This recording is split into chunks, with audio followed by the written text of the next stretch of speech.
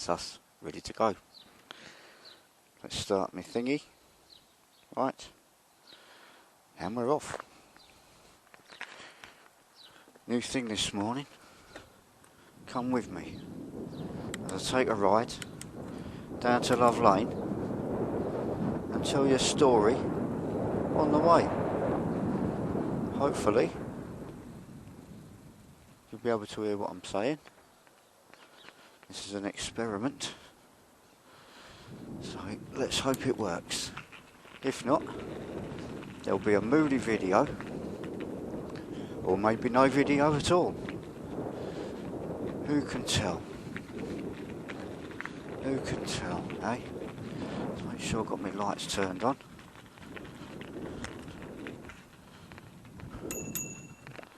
Let everybody know I'm coming and all that. Be responsible. Eh? It might not be. I'm not going to start telling a proper story until I get to the top of this here road and get on the trail properly, because it's a proper misty, murky morning this morning. There's our bargain booze and petrol station, open 24 hours. Oh, it really is a proper misty one. And I'm up and out about 5:30 this morning. I'll have a look at the church clock as I go by. I'll tell you what the time is. I haven't checked at home. 25 to 6. That says up there. I hope you've seen that. If not, I'm a silly person that needs to play with the settings a bit more. Let's see, shall we? That's my brother John's car there. My brother lives in there. And this is how far I live from the 5 Pits Trail. Less than a minute from my house. Right. Here we go. We're on the trail. This is where I come almost every morning for my ride down to wherever it is I'm going. They nearly all start with this little bit here. It's a shame it's misty and murky. I'd have liked for it to have been bright sunlight like we had in April and May. But there we are. That's what it is. This is what we've got. Then we have to just get on with it. Now,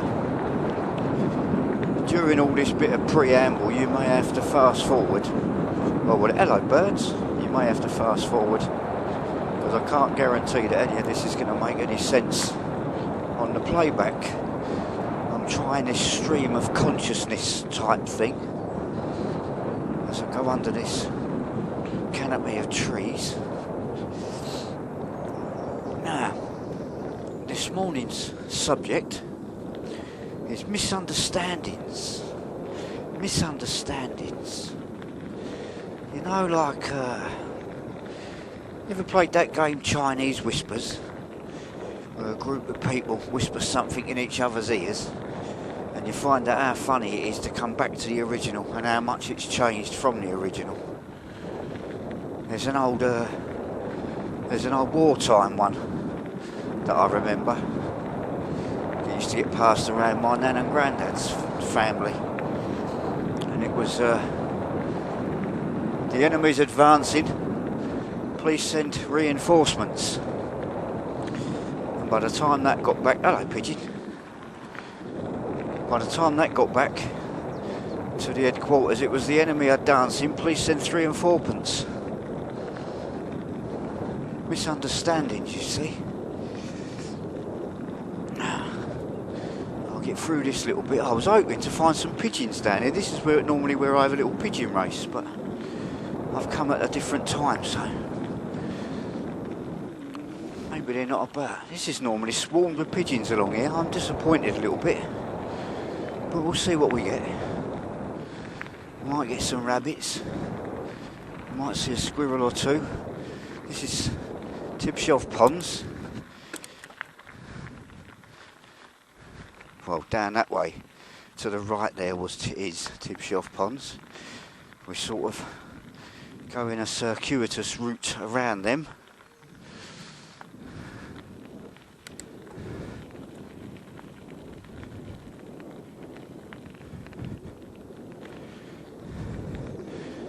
My light wasn't on then, I got distracted because my light went off. Maybe the battery needs changing in that lamp. The front one's not so important, the back one's on. Only really need it for that little bit where the traffic is. Now, ring my bell again. This is the Silver Hill Trail proper. If we go in the opposite direction, that goes up towards Brierley and the Miner, Silver Hill Wood, and ultimately up to Plesley Pit Country Park. I say ultimately as far as where I've been. It goes on a lot further through Shirebrook and out to Bolsover. Listen to that bird song. I hope that mic's picking that up. It's gorgeous. This is what cheers me up of a morning. When I'm feeling down, when I'm feeling like I can't take life, by the time I get to here, I'm pretty much chilled. Now that way to the right there, that's the ponds, down there. Going across the railway bridge now. What used to be the old goods yard to the left, as we go across this bridge, and to the left, that used to be the goods yard, Tipshelf and Newton. This of course is the old railway track bed, and that old goods yard is now quite a posh dwelling, 2 posh dwellings even. The family live in the big house, and the lady's mum lives in the what used to be Smith's goods yard cash desk. Used to be a breaker's yard in there when I first moved here. Right, get up the gears a bit. Let's go a bit quicker. Now, if the wind is getting right in that microphone, you won't be able to hear a thing. Hello, bird song again. Now, misunderstandings. I'll tell you a little story about a misunderstanding from my railway days.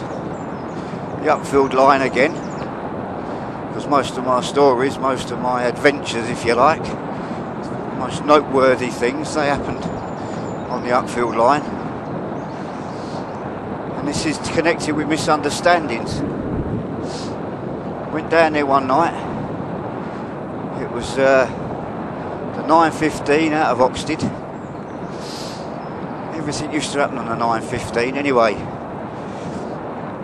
We get down to, from Oxted, you go to Hurst Green, and that's where the track splits, and you either go to East Grinstead or to Uckfield. And obviously the Uckfield line, we went to Uckfield. So from Hurst Green, Eden Bridgetown, Ashurst, Erridge. I'll get to Erridge, and it was a nice steep bit. I like this steep hill. Get to Erridge one night on this 9:15 out of Oxted. Bearing in mind, almost nobody got off at Erridge at that time, and I was looking back from my cab, and I saw, to my amazement, not only people, oh listen to that, not only people, but 2 very well suited and booted Chinese gentlemen with all their associated luggage. It looked like they were going on a major trip. Now Erridge is on the Kent and East Sussex border, and there absolutely is nothing there. The Huntsman pub at the end of the car park, and nothing. Back in the day, in the 60s, there was a goods yard there, but it's long since gone. Now part of the Spa Valley Railway actually, Erridge. But anyway, these 2 gentlemen get off, and the guard rang the bell for me to go. Ding ding, time to go drive. And I thought, just hold on a moment, because they were looking all confused, these Chinese gentlemen. And they walked up towards me, and now bear in mind the guard had rung the bell, so I'm supposed to be going, but I've made an executive decision. Driver's nose, you might say. So called them up to the cab. Oi, what do you want, John? This Chinese gentleman, one of them comes up to me and says, where is the ferry? I'm not going to try and do the accent, but it was very... If you imagine Benny Hill mocking the Chinese accent, that's exactly what these guys both sounded like. Where is the ferry? I said, no ferry here, John. No ferry here. Hang on. No ferry here. What are you talking about? Show us your tickets. You got tickets? So, straight away, this spokesman of the two gets out his tickets, shows me his tickets. And yes, he did have valid tickets for travel to a station called Erridge. No, sorry, this is where I'm getting the story cocked up. Come across these puddles. The whole point of it was the misunderstanding, wasn't it? What they wanted to do was get tickets for Harwich. And they had got tickets to Erridge. Because of the way they speak and the way that the Great British Rail misunderstanding happens, they had been put on a train, on the Uckfield train, on my train. There's no trains back. When I got to Uckfield after the 9:15, I run back empty, back to the depot. So the only thing I could do with these gentlemen was say, get yourselves back on the train, because there's no hotels, there's nowhere to stop down there. So get yourselves back on the train, and when we're finished with this journey, I'll run you back to East Croydon. You can get off the train at East Croydon, at least there's an hotel at Croydon, and you can start your journey again tomorrow. Massive misunderstanding. All because they got confused. Well, they didn't. They knew where they wanted to go, they just couldn't pronounce it properly. The misunderstanding was on the British Rail side. Obviously they'd got their tickets